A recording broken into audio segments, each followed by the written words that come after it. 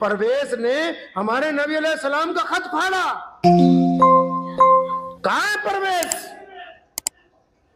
कहां है कैसरो किसरा? कहां है हरमस? कहां है फरास के बड़े बड़े शहजादे जिन्होंने पूरी ताकत के साथ बैतुल मुकद्दस को घेरने की कोशिश की? अल्लाह तबारक व तआला के कुरान का निज़ाम है। कुरान पाक अपने अंदाज से कायम किया गया, ऐसी किताब दुनिया में नहीं है। कुरान मरीजों के लिए शिफा है, कुरान नाउम्मीद लोगों के लिए उम्मीद की किरण है, कुरान बुज़दिल लोगों के लिए हिम्मत का पैगाम है, कुरान नफरत के दरमियान मोहब्बत को पैदा करता है।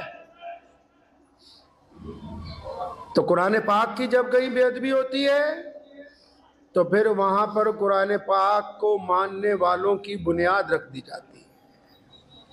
कुरान पाक की तालीम के आम का फैसला कर दिया जाता है। ये अल्लाह तबारक व तआला ने दुनिया को बारहा दिखाया, एक बार नहीं। इसमें कोई मुसलमानों का कमाल नहीं है, ना मुसलमानों की तादाद का। अल्लाह ने खुद फरमाया कि मैंने इसकी हिफाजत का जिम्मा लिया है। अल्लाह ने फरमाया कि मैंने कुरान की हिफाजत का जिम्मा खुद उठा रखा है। क़यामत तक अल्लाह की यह किताब कायम रहेगी, क़यामत तक। प्यारे नबी हज़रत मोहम्मद रसूलुल्लाह सल्लल्लाहु अलैहि वसल्लम को यह खूबसूरत किताब अता की गई है। कुरान पाक ने असलूब तय किए हैं जिंदगी गुजारने के। हम रंग और रंग, नस्लो नस्ल के लोग हैं इस्लाम के अंदर।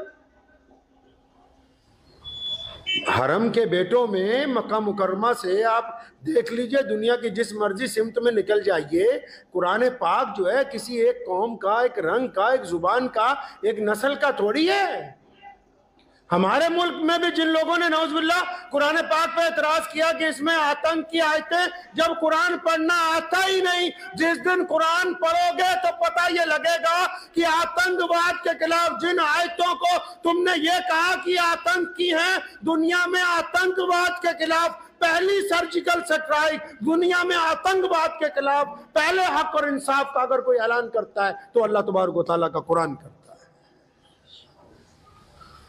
कुरान पाक ने जिंदगी गुजारने का कोई शोबा ही नहीं छोड़ा जिसमें इंसानों की रहनुमाई ना की हो। तो मुसलमानों का तो ईमान बढ़ जाता है। दुनिया में पहले दस्तूर था ना, धमकी देते थे, लोग डर जाते थे। कुरान ने इसको बदल दिया। अब धमकी देते तो ईमान बढ़ जाता है, हिम्मत आती है कि अच्छा कुरान तो बड़ी अजमत वाला है। आज भी दुश्मन इसका एतराफ कर रहा है, आज भी इस बात को मान रहा है कि दुनिया में अगर कोई आला तरीन किताब है तो अल्लाह तबारक व तआला का कुरान है। कभी स्वीडन में, कभी फ्रांस में, कभी फ्लोरिडा में। इसका मतलब दुनिया का जो ताकतवर तरीन हुक्मरान आज भी है, जो दुनिया में अपने आप को दादा कहते हैं, अमेरिका, उनको भी अगर किसी बात से तशवीश है तो अल्लाह तबारक व तआला के कुरान पाक से है। और एक हमने इस ऐसी किताब को जिससे दुश्मन को डर लगता है, एक ऐसी किताब को जिससे नफरत फैलाने को नफरत फैलाने वालों को डर लगता है, एक ऐसी किताब जिस पे जुल्म करने वालों को डर लगता है, एक ऐसी किताब जिसने ज़िंदगी गुजारने का सलीका दिया हो, जिसने माँ बाप का एहतराम, मियाँ बीवी की बातें, जिसने नमाज पढ़ने का तरीका, जिसने कारोबार करने की अदाएं, जिसने मोहब्बत का इजहार, जिसने कोई ऐसा शोभा नहीं छोड़ा जो हमें बताया ना हो। तो हमने भी एक जुल्म किया, खासकर जो भारत के मुसलमान हैं, इन्होंने ऐसा जुल्म किया अपने साथ, अपने पैर पे ऐसी कुल्हाड़ी मारी कि दो काम जो हैं सबसे ख़राब काम जो इन्होंने किए। एक, पहला कुरान पाक को बंद करके नाजरा पढ़ना शुरू किया। अब नाजरा पढ़ना कोई गुनाह तो नहीं है, लेकिन बिना तर्जुमे के पढ़ना गुनाह है। मतलब समझ ही नहीं।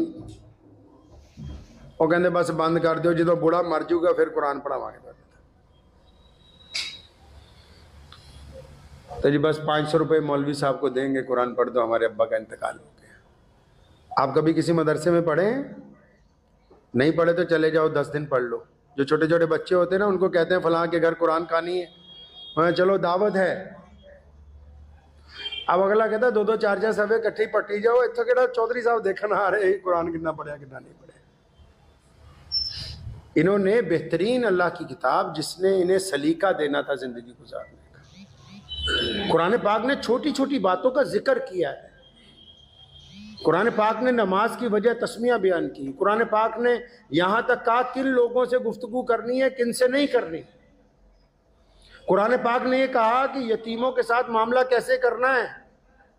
कुरान पाक ने यह बताया कि जालिमों के साथ किस तरह गुफ्तगू करेंगे। कुरान पाक ने कहा कि सड़क पर चलना कैसे, व्यापार कैसे करना है, भाइयों बहनों के साथ मामलात कैसे होने हैं, माल की तकसीम किस अंदाज से की जानी है, बीमार हो जाओ तो शिफा कैसे मिलेगी इस किताब में से। साइंसदान बनना है तो कौन सी आयतें हैं कुरान पाक की जो दुनिया के रमूज खोलती हैं। रसूलुल्लाह कभी समुंदर की तरफ एक कदम नहीं बढ़े और तहतुस सरा का जिक्र, तहतुस सरा का, समुंदर के नीचे 7वीं तह का जिक्र कुरान पाक ने किया है। आसमानों के रमूज खोल के रखे, इंसान के जिस्म के रगों पे के रमूज खोल के रखे। और इन्होंने, भारत के मुसलमानों ने इस किताब को बंद किया। कहते नाजरा पढ़ा दे, जब अब्बा जी का इंतकाल हो जाएगा तो बख्शवा देना बस।